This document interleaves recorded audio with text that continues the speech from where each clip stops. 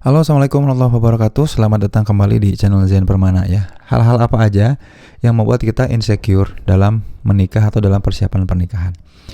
Ini aku bacain dulu komentar-komentar dan aku ngerespon, terutama dari teman-teman yang udah sharing hal-hal apa aja yang membuat mereka insecure ya, yang membuat mereka teman-teman ini tidak layak kemudian untuk menikah gitu ya, yang membuat insecure soal pernikahan ya. Dan banyak hal-hal itu kemudian sebetulnya sudah aku tuliskan di buku yang bestseller yang aku punya ya, dan ini yang mau masuk ke cetakan kedua. Jadi kalau teman-teman nanti pengen punya bukunya, jangan lupa follow dulu Sintesa Wellness ya. Mulai bisa dipesan ya di Sintesa Wellness. Buku judulnya namanya Insecure ya. Jadi in-nya itu di dalam kurung supaya kita bisa secure ya, karena ini hal yang penting. Kalau kita secure, kita bisa mengoptimalkan apapun yang kita punya. Ini udah aku bahas. Tebelnya segini ya, lumayan 200-an halaman ya. Ya, betul. 180. Enggak terlalu tebel lah ya. Beda sama buku aku yang lain ya, kayak Saatnya Curhat dan Mengungkap Diri ya. Ini buku Insecure ya. Ada ya buku yang lain juga banyak. Tapi hari ini kita bahas soal insecurity ya, dari teman-teman yang udah komentar. Makasih banget udah nge-like, udah nge-subscribe, bahkan udah nge-share ke orang lain, bahkan udah komen. Insya Allah komentar-komentarnya akan aku balesin juga, mulai balesin satu-satu atau mulai bahas di video lagi kayak gini ya. Mari kita mulai untuk membahas. Nih, apa sih yang kemudian membuat kita insecure terhadap pernikahan? Yang pertama, yang paling sering adalah fisik. Fisik, entah kenapa fisik itu kemudian jadi hal yang membuat kita paling tidak nyaman, tidak aman ketika kemudian membahas persiapan pernikahan. Nah, makanya sempat akan aku bahas ya di video yang lalu, ada yang namanya sakinah. Sakinah itu rasa tentram, rasa damai ya. Makanya di Quran disebutkan litaskunu ilaiha, yaitu yang paling penting ternyata teman-teman di dalam pernikahan itu ternyata bukan fisik yang ganteng atau cakep, tapi soal kalau ke gantengan atau kecakapan ya, tapi adalah rasa tentram. Kita bisa nggak ya kemudian ketika kemudian menikah itu merasa aman, nyaman, dan tenang ketika melihat pasangan kita. Walaupun pasangan kita nggak ganteng-ganteng amat, nggak cantik-cantik amat, tapi ketika kita berinteraksi sama dia, interaksi kita tuh tidak akan bikin kita ngegas, tidak bikin kita cemburuan, tidak akan bikin kita takut. Beda kalau sama yang ganteng atau sama yang cantik, kita takut cemburu, kita mudah jadi marah, kita mudah minder, kita gelisah, kita ngerasa dibandingkan, ngerasa nggak sejalan, ngerasa nggak sekufu, nggak layak bareng sama dia, nah kayak gitu. Maka yang terpenting sebetulnya adalah sakinah tadi. Nah, sakinah ini sangat subjektif. Jadi tiap orang memang punya persepsi sakinah yang kemudian berbeda. Gitu ya. Nah, ini yang kemudian perlu digarisbawahi sama teman-teman semua, bahwa fisik itu bukan soal cakep ganteng. Kalau ngomongin soal fisik, yang penting di dalam pernikahan adalah soal bibit ya. Bibit itu kemudian kita masih telusuri kira-kira secara fisikal dia fit dan proper nggak untuk menikah ya. Mulai dari apa? Makanya ada general check up pranikah itu ya, itu penting tuh. Dan ngecek keturunan ya, ada riwayat diabetes kah, autoimun kah. Bukan untuk kemudian dia autoimun dan dikasih label, dia punya diabetes, dia punya riwayat keluarganya ada gangguan jiwa misalkan ya, yang ada biologisnya, yang ada kata-kata sindromnya misalkan. Itu justru diwaspadai, bukan kemudian dilabeli gitu ya. Jadi kalau teman-teman kemudian bilang dia ternyata punya penyakit diabetes gitu ya, karena aku punya sahabat, dia kemudian punya diabetes masih muda, waktu dari sejak muda itu memang terdiagnosa diabetes, suka nyuntik insulin. Akhirnya dia kemudian mau sahabat aku ini melamar seorang perempuan.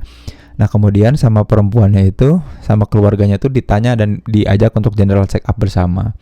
Nah, kemudian ternyata ya didapati bahwa ya memang sejak dari awal teman aku juga udah bilang bahwa dia diabetes. Nah, kemudian akhirnya dia ditolak karena diabetesnya itu. Boleh nggak? Ya boleh, nggak apa-apa, kan gitu ya.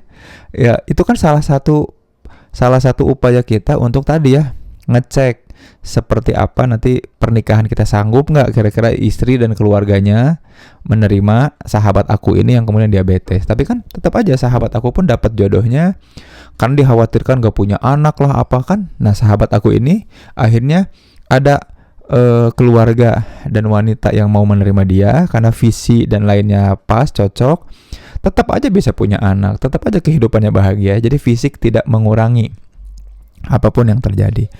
Pun juga kemudian aku punya sahabat lain, teman-teman. Ini bukan sahabat, ini mah klien yang kemudian hadir dan datang. Mereka mau persiapan menikah dan ternyata ketika general check up, salah satu di antara mereka ada yang positif HIV ya. Didiskusikan, diajak ngobrol. Yang kita bahas adalah bukan sudut pandang negatifnya, tapi sudut pandang positifnya. Kalau tetap menikah, hal-hal apa aja yang bisa mereka kasih sebagai sebuah keluarga yang baru menikah untuk jadi solusi atas permasalahan umat atau bangsa atau negara.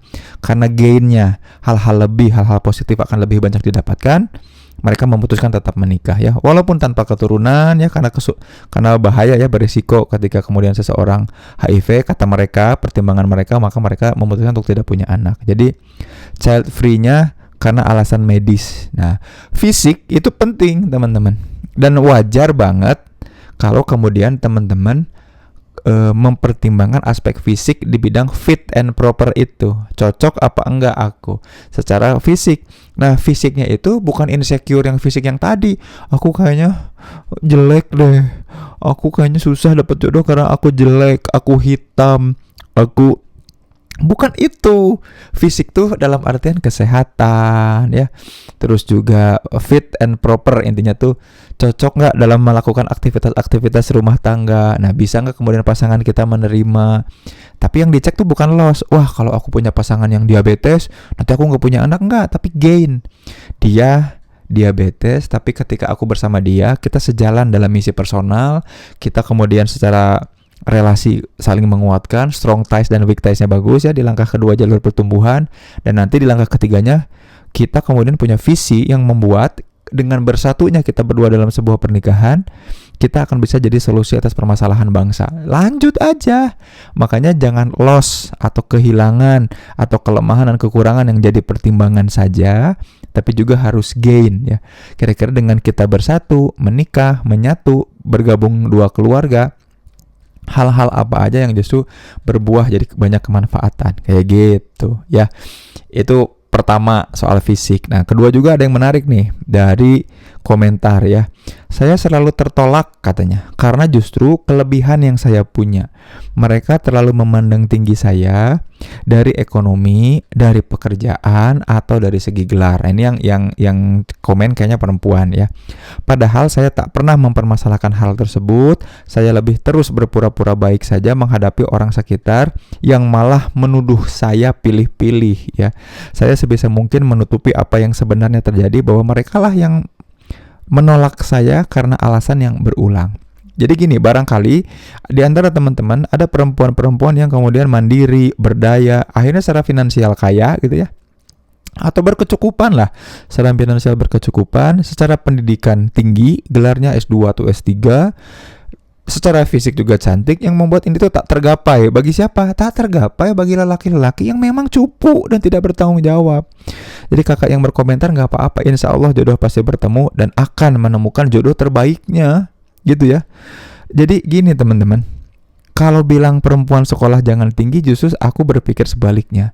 Perempuan itu yang paling efektif dalam berinteraksi di dalam keluarga, yang jadi jangkar utama pertumbuhan keluarga, maka dia pendidikan harus tinggi, level kemandirian kemapanan juga tinggi. Justru yang harus berdaya dan menyesuaikan itu sekarang kan lelaki. Faktanya kan begitu. Teman-teman coba cek di pengadilan agama manapun, 80% perceraian itu gugat cerai oleh istri. Artinya apa? Kepemimpinan lelaki di dalam rumah tangga dipertanyakan.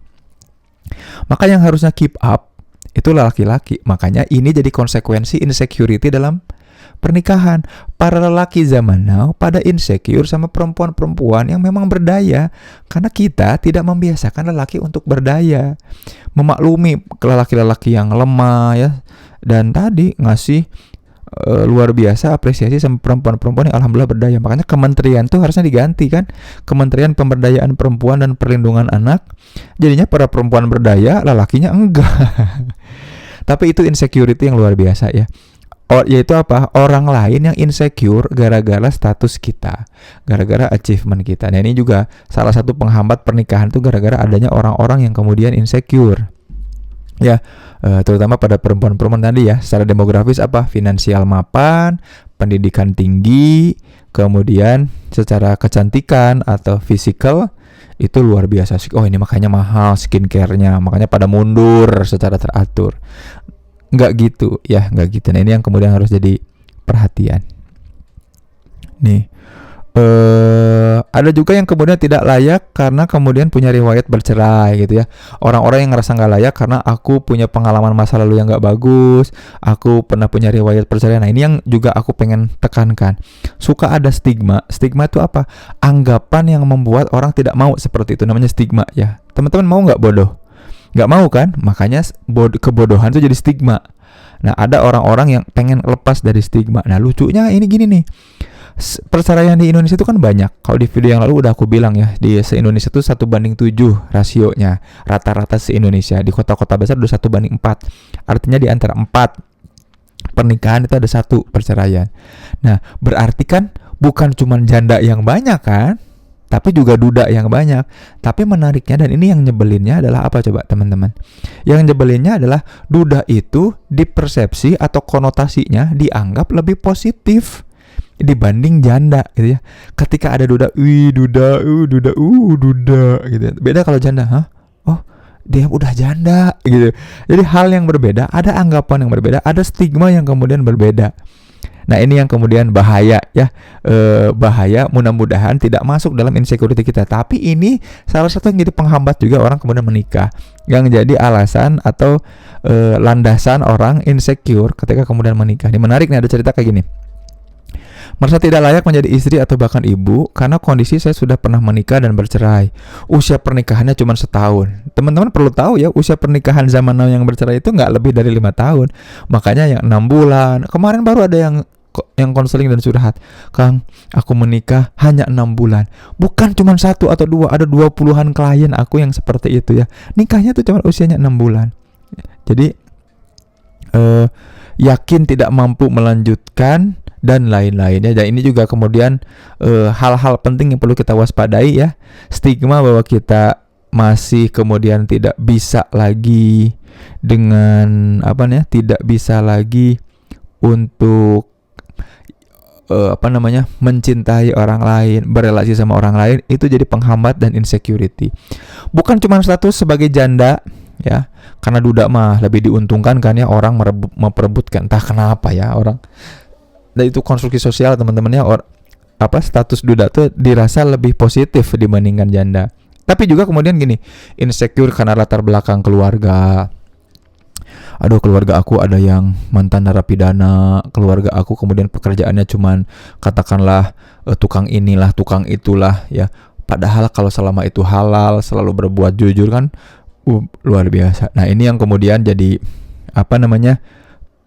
penghambat orang yang membangkitkan atau meningkatkan insecurity yang membuat orang jadi sulit menikah.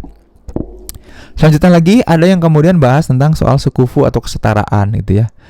Aku tuh suka bingung ya tentang orang-orang yang bilang gimana ya ngulik sekufu atau setara.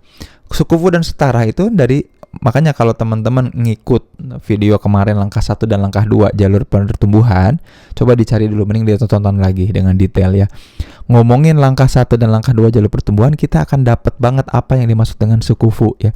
Sekufu atau setara itu bukan berarti di dalam pendidikan kita harus sama-sama S1, S2, bukan juga dalam penghasilan juga enggak, tapi apa? Dalam misi personal. Misi personalnya saling menumbuhkan nggak, saling support nggak, saling bantu nggak, kuncinya tuh sebenarnya ada di situ gitu ya. Jadi kalau kata ini ada yang komen kayak gini, insecure sama kalimat yang mengatakan bahwa nikah itu yang harus sekufu ya, nikah itu cari yang sekufu.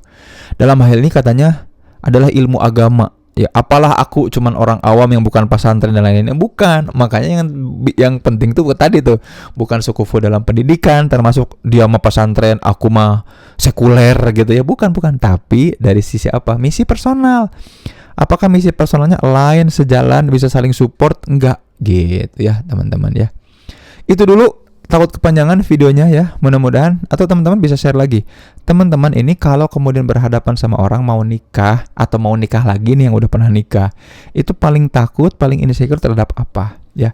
Aku sebenarnya udah nulis banyak hal, banyak mindset yang kalau teman baca ini berulang-ulang, kalau teman buka buku ini random, maka teman-teman akan menemukan hal-hal atau penguat yang membuat teman-teman akan makin baik ya. Jadi lebih secure, lebih aman, lebih nyaman sama dirinya. Ya, di Sintesa Wellness ya. Zen Permana pamit ya. Videonya kita lanjut di video lain. Jangan lupa like, subscribe, dan share ke orang-orang yang kemudian membutuhkan, yang lagi pada insecure sama pernikahannya. Sampai jumpa di video selanjutnya ya. Yang di Bandung, insya Allah bulan Februari aku mulai sering bikin kajian soal mental health, juga jodoh, tentang mindset dan produktivitas tiap malam minggu insya Allah ya, di Masjid Al-Latif. Insya Allah nih ya, mudah-mudahan jadi, dan sebulan sekali di Masjid Al-Azhar Sumarekon insya Allah nih, tiap hari Minggu paginya. Buat teman-teman yang di Bandung yang mau join, yuk kita bikin komunitas, kita bikin kemudian interaksi live langsung di sana, nanya-nanya, ngobrol-ngobrol, kita bisa mingle-mingle ya, interaksi, mudah-mudahan bisa jadi solusi atas kehidupan teman-teman ya. Zen Permana pamit mundur. Assalamualaikum warahmatullahi wabarakatuh.